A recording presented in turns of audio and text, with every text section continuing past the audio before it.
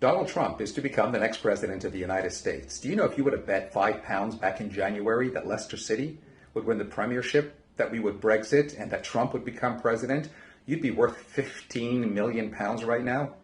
But let's consider Leicester City, 5,000 to 1 odds. The Chicago Cubs not having won the World Series in 108 years. Brexit, Trump becoming president.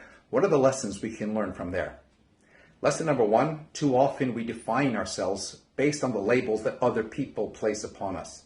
Many people suffer from identity crisis or inferiority complex simply because they define themselves from the perception of others. You're too small a club. You haven't won in so long a period of time. You're not fit to be commander-in-chief.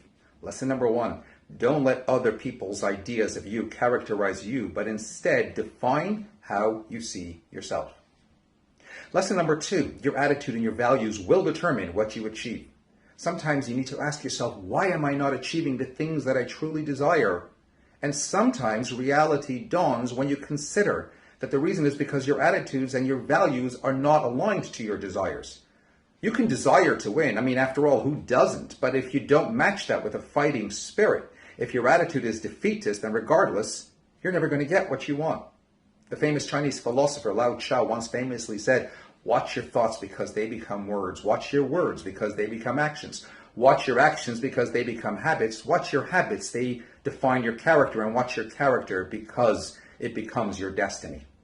The point is that in order to achieve, it's important to make sure your attitudes and your values are aligned to your beliefs, because that is what will determine what you achieve. It will define your destiny.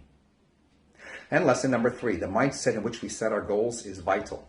Our mindset will determine whether we have a positive or negative motivation.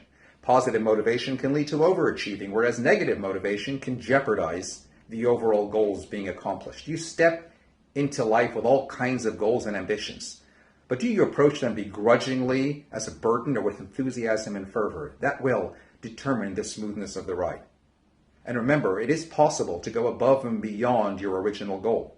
And even then, don't stop as soon as that's achieved. Set a new one. Continue growing, because the tragedy in life is not aiming too high and missing. It's actually aiming too low and reaching. Stay happy. Be inspired.